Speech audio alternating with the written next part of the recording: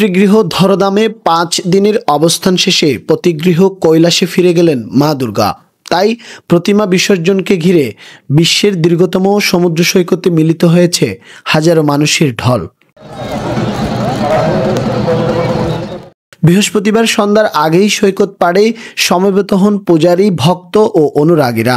ঢাকের বাজনা, শঙ্খধ্বনি আর আরতির মন্ত্র উচ্চারণে প্রতিমা কাঁধে নিয়ে এগিয়ে যায় ভক্তরা। মায়ের বিদায় যেমন বেদনাদায়ক, তেমনি আবারও এমন উৎসব ফিরে আসুক এই প্রত্যাশা সবার। কাছে প্রার্থনা করছি যাতে আমাদের দেশটা সবসময় সুরক্ষিত থাকে, আমাদের দেশের মানুষ যাতে প্রতি বছর এই পূজাটা সুন্দরভাবে উদযাপন করতে পারে। এই দিনে হচ্ছে সবচেয়ে বড় পূজা আমাদের দুর্গা পূজা, এর চেয়ে আর কিছু হতে পারে না আমাদের দিন। কক্সবাজারের পূজা অনেক সুন্দর এবং সুসাবলীল ছিল।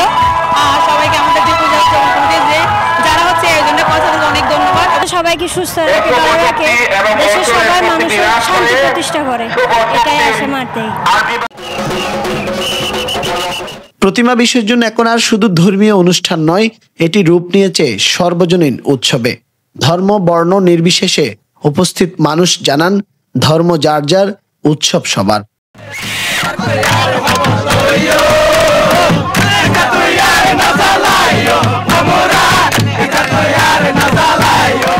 হিন্দু, মুসলিম, খ্রিস্টান, বুদ্ধ সব মিলে একতা হয়ে পূজা মণ্ডপে আমরা অনেক আনন্দিত, অনেক খুশি।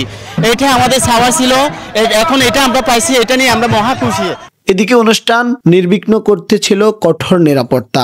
সৈকত এলাকায় মোতায়েন ছিল সেনাবাহিনী, র্যাব, পুলিশ, ডুবুরি দল সহ অন্যান্য আইনশৃঙ্খলা বাহিনীর সদস্যরা। পুণ্যার্থী অথবা দর্শনার্থী যারাই আসুন, যারাই একটু টায়ার্ড ফিল করবেন অথবা সিক ফিল করেন, তারা যেন ফ্রি মেডিকেল নিতে পারেন সেই ব্যবস্থা করছি। যদিও আমাদের সামর্থ্য খুব কম, বাট যতটুকু সামর্থ্য আছে সেটা দিয়ে আমি চেষ্টা করতেছি। বিসর্জন অনুষ্ঠানে অতিথি হিসেবে ছিলেন জেলা প্রশাসক, পুলিশ সুপার, সাবেক সাংসদ ও বিভিন্ন রাজনৈতিক দলের নেতারা। তারাও জানালেন সম্প্রীতির বার্তা। সমুদ্র পাড়ে পর্যটক সহ লাখো মানুষ প্রতিমা বিসর্জনে যোগ দেন।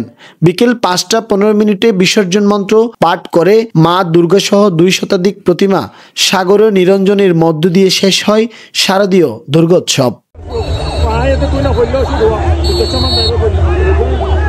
দেশের অন্যতম বৃহত্তম এই আয়োজনে প্রতিধ্বনিত হয়েছে সম্প্রীতির বাংলাদেশ বিনির্মাণের শপথ।